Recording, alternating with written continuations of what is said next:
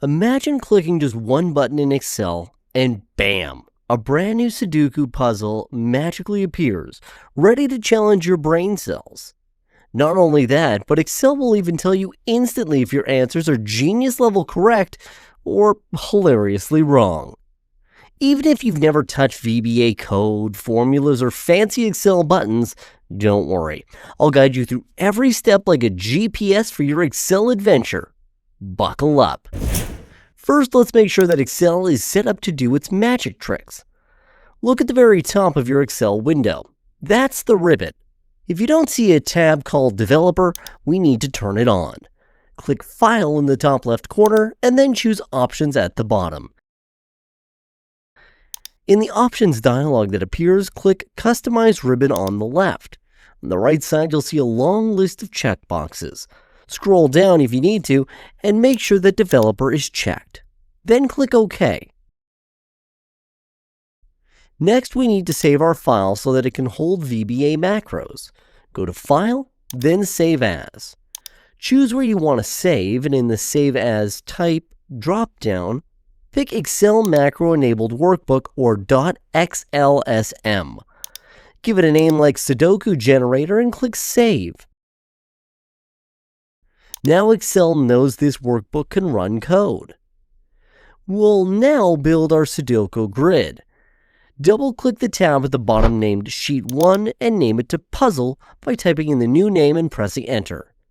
Now the magical grid creation. Let's draw our 9x9 grid. Click on column A and then drag your mouse until column I is highlighted.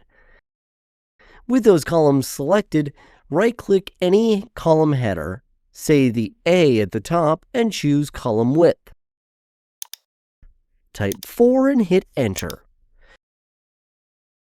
Now highlight rows from 1 to 9. Next, right-click any row number, like the 1 on the left, and choose row height and type 30. And hit Enter. Now the cells are all square. Highlight cells from A1 to I9. Then under the Home tab, you can find the Alignment group and click the center horizontal icon and then the center vertical icon. In the same ribbon section, click the font size drop-down and choose 16. Stay on the Home tab and click down arrow to the Borders icon. It looks like a square divided into 4.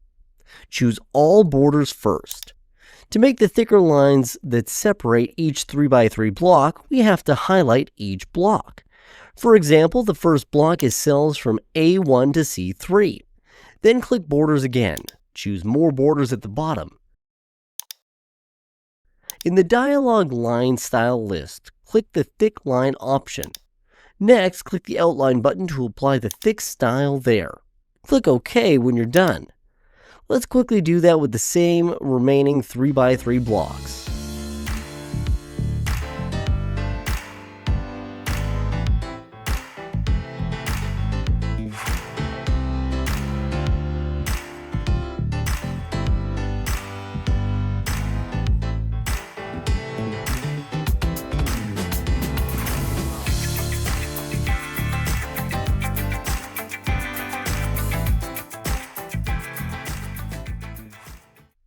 Great! Now it's time to create the solution worksheet. This sheet will power our instant feedback formatting. We don't need to create the formatting from the start. All we have to do is copy the puzzle sheet and then rename it to Solution. Let's do it. Right-click on the puzzle sheet and select Move or Copy. From this window, choose to move the new sheet to the end. Also check the option Create a Copy. Press OK. Let's rename the sheet to Solution by double-clicking on it. Done. Return to the puzzle worksheet. Our next step is to give Excel something to check against. I have a sample puzzle right here on the right of the screen, so I will enter the same numbers row by row. Wherever there's no number, just leave the cell blank. Press Delete if there's any stray content.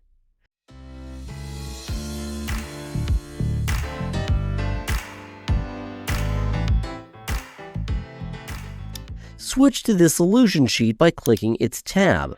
Now fill its entire 9x9 grid with the completed solution. Here is the complete solution.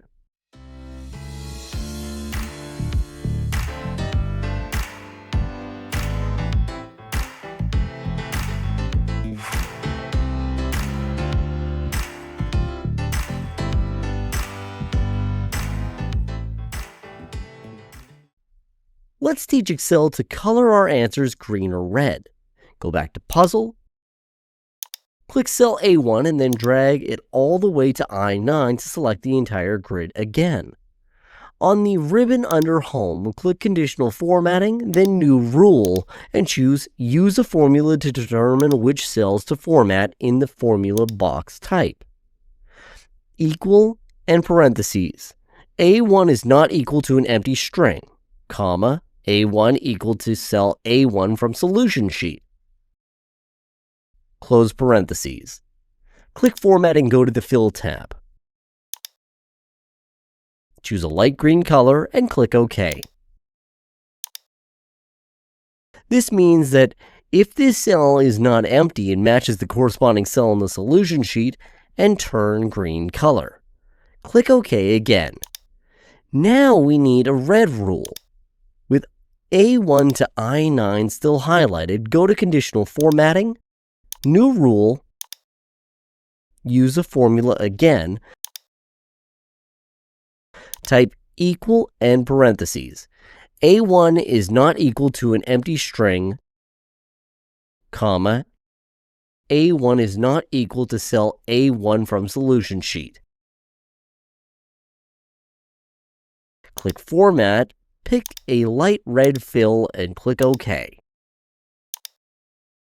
So if the cell isn't empty and does not match our secret solution, turn red. OK again. Now, try it out. Type a correct number into any blank cell, for example, number 5 in B1, and it will turn green. Type something wrong, and it will turn red. Next up, code. Press Alt plus F11 on your keyboard. This opens the Visual Basics for Applications editor. On the left, you'll see your workbook name. Right-click on it, choose Insert, then Module, and a blank code window appears. Copy and paste the following code into that window. Don't worry if you've never seen VBA before. I'll explain each part right afterward. And don't forget to download the full Excel Sudoku project from the description that will include the full VBA code. You'll find the link in the description. Let's go for a line-by-line walkthrough of the VBA module that you added. Option Explicit forces you to declare every variable. If you mistype a name, VBA will give you an error instead of silently creating a new variable. Always a good practice. The sub-new random puzzle is the entry point macro. When you assign a button to New Random Puzzle, clicking it runs everything inside here. The dim sol 1 to 9 declares a 9x9 array named sol to hold the full solution. Each element is an integer. The dim puzzle declares a second 9x9 array named puzzle, which will become a playable puzzle, blanks removed. The fill grid sol calls the fill grid function below, which fills every cell in the solution with a valid Sudoku solution via randomized backtracking. The copy array sol puzzle is a simple helper that copies each cell from sol into puzzle. We want the puzzle to start as the full solution so we can blank out cells. The remove cells puzzle 46 randomly sets 46 of the entries in puzzle to 0 or blank. You can change 46 to a different number. Fewer blanks equals easier to puzzle. More blanks equals harder.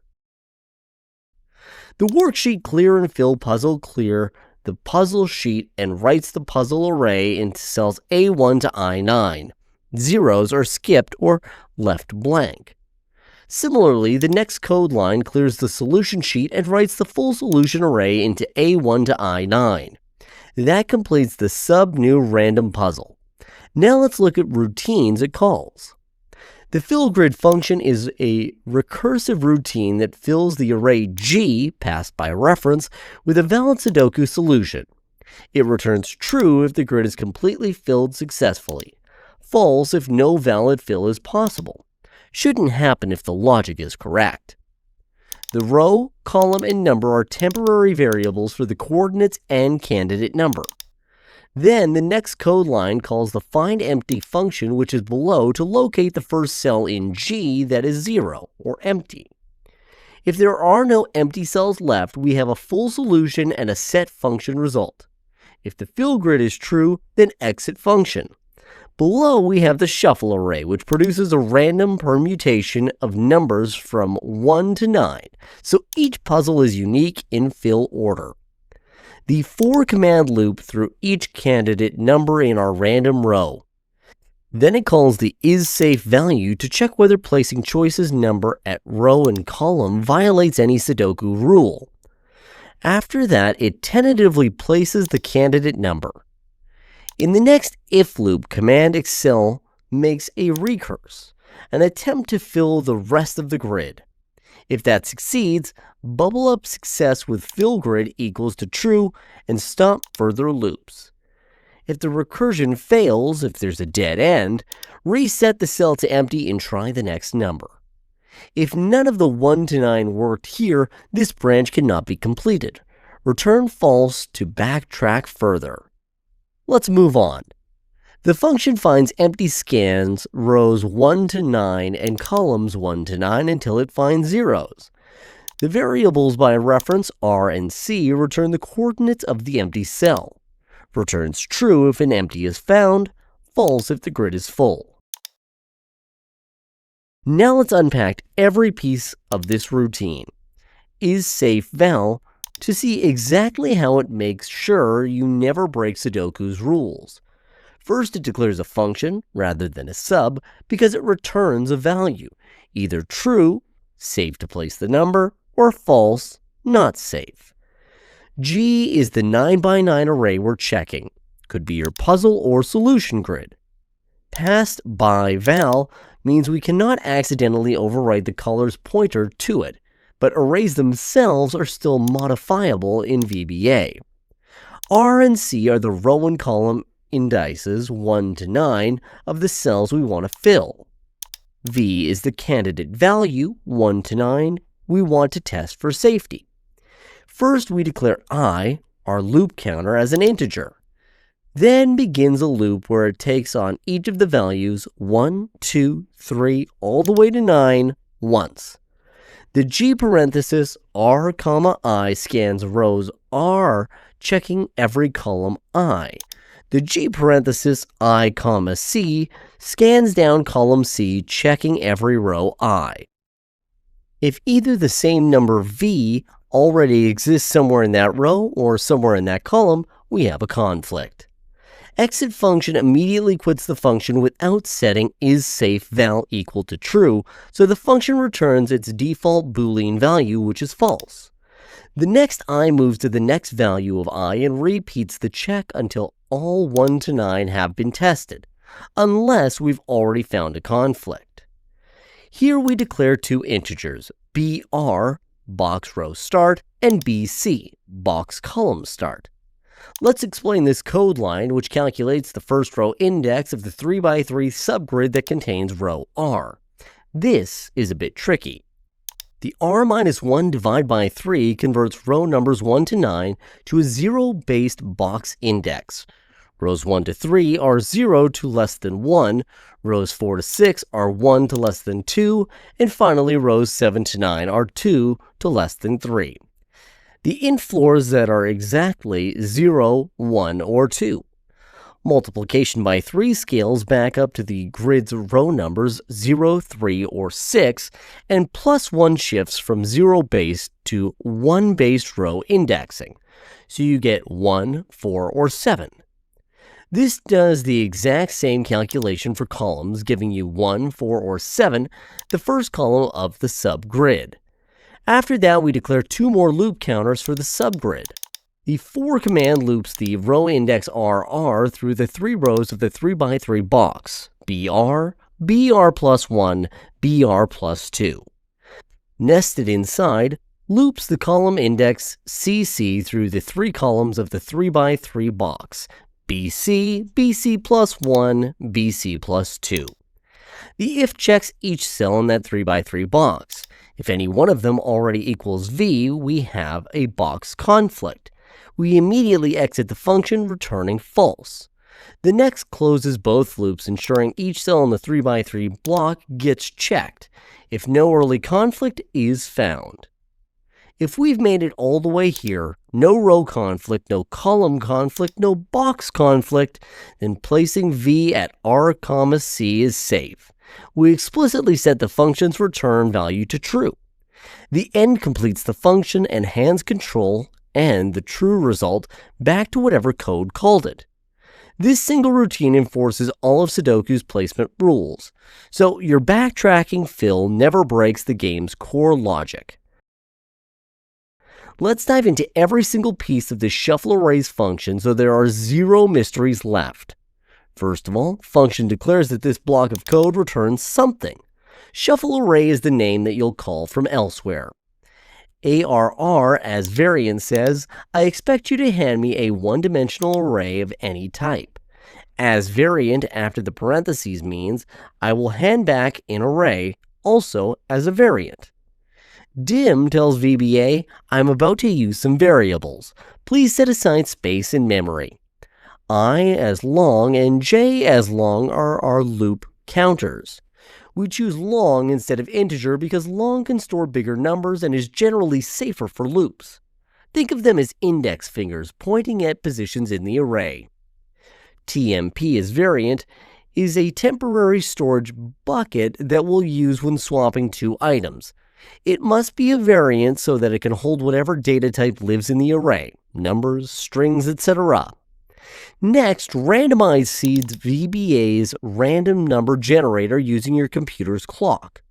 Why? Because without this line, R&D would produce the same random sequence every time you open Excel, which isn't very random. Calling randomize makes sure that each run feels fresh, like shuffling a deck of cards. The for next starts a loop. We'll repeat the block between for and next I for each I in the given range. The L-bound ARR returns the lowest valid index of the array, usually 0 or 1 depending on how it was created. The U-bound ARR returns the highest valid index. For example, if ARR equals to array 1 to 4, then L-bound equals to 0 and U-bound equals to 3. So we loop I to 0, 1, 2, 3. This single line is the heart of our shuffle, choosing a random index j to swap with I. The R&D returns a decimal number greater or equal to 0 and less than 1. For example, 0.3749. This code line calculates the total number of elements in the array. For example, if L-bound equals to 0 and U-bound equals to 3, then 3 minus 0 plus 1 equals 4 elements. Then this one multiplies that count by our random decimal, giving a random decimal between 0 and count. Example, between 0 and 4. The plus L-bound ARR shift the range back up, so it aligns with the actual array indices. If L-bound equals 0, and we still get between 0 and 4. If L-bound equal 1, we'd shift to between 1 and 5. Also, the INT rounds down to the nearest whole number. So INT 3.7 equals 3, INT 0.2 equals 0. The result is that j is a random integer index somewhere between lower bound and upper bound inclusive. Here we perform a 3-step swap of the elements at the position I and j. First, we store the value at ARR I into our temporary bucket. Then overwrite ARRI with whatever was at ARRJ. Lastly, we put our original ARRI from temp into ARRJ. Why the swap? This randomly reorders 2 positions in the array. Repeated over the entire array, it implements Fisher-Yates shuffle. For the next I mark at the end of our loop body, VBA increments I by 1 and jumps back to the for line, repeating the process until I exceeds upper bound. The shuffle array assigns the now shuffled array back to the name of the function, meaning that this is what gets returned to whatever code called it. And this one ends the block of code. This simple routine ensures that every time you call shuffle array, you get a different, well-mixed ordering essential for generating a fresh, unpredictable Sudoku solution seed. Now, this removes cells subroutine removes exactly k cells from the filled grid. First, it picks random R and C integers from 1 to 9. If that cell isn't already blank, sets it to 0 and increments count. And it repeats until k blanks have been created. The next subroutine copy array simply copies every element from the source array src into destination array dst. Let's peel back every layer of this worksheet clear and fill last routine so you know exactly what each part is doing. We have two inputs. Sheet name is string. We pass in the exact name of the sheet, example puzzle or solution as text. By ref ARR as variant, we pass in two-dimensional array, our 9x9 grid. By ref means the sub sees the actual array object, though here we only read from it, not modify it. Then we declare a new variable called ws that will hold a reference to an Excel worksheet. The worksheet's sheet name looks up the sheet whose tab name exactly matches the sheet name string. Set assigns the worksheet object into our ws variable. From here on, ws is our shorthand for that sheet. No more typing worksheets puzzle. This code line wipes out anything in those cells, numbers, text, formulas, leaving formatting like borders, colors, column widths intact. Think of it as an erase button that doesn't disturb your nice grid lines. After that, we declare two loop counters, I and j, both as integers. We'll use I for row numbers 1 to 9 and j for column numbers 1 to 9. The for starts a loop that sets I to 1, then 2, up through 9, 1 per row of Sudoku. The ARRI, j refers to the element passed in array at row I, column j. It checks, is this element not equal to 0? In our design, 0 means blank cell, so we only want to write non-zero values. Then points to the actual worksheet cell at row I, column j, and writes the number from the array into that cell. If the array value is 0, we do nothing, leaving that cell blank. Next, j, I closes both loops in one statement. First, lifting j from 1 up to 9. Then once j is done, raising I and repeating. To put them all together, here's what just happened. The subroutine new random puzzle is our main routine. It declares two 9x9 arrays in memory, one for the full solution and one for the puzzle. Full grid uses backtracking to fill every cell in the solution array with valid numbers. We shuffle the numbers 1 through 9 so each run is different. We then copy that solution into the puzzle array and randomly remove 46 cells, leaving 35 clues, which you can adjust by changing the number 46. Finally, we clear the contents of each sheet and write out the arrays. The helper routines copy array and worksheet clear and fill keep the code neat and readable. Back in Excel, press Alt plus Q to close the VBA editor. Now on the puzzle sheet, go to the Developer tab, click Insert, and under Form Controls, choose the first button icon. Your cursor turns into a crosshair. Drag to draw a button wherever you like. When the Assign Macro dialog pops up, select New Random Puzzle and click OK. Right-click the button text, choose Edit Text, and rename it New Puzzle.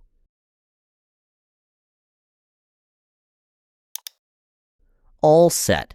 Click the new puzzle button and watch Excel instantly clear the old grid and lay down a brand new Sudoku puzzle in the puzzle sheet. The full solution is hidden on the solution sheet, but you can peek if you'd like. Enter any number in the puzzle grid. If it's correct, your conditional formatting turns it green. If it's wrong, it turns red.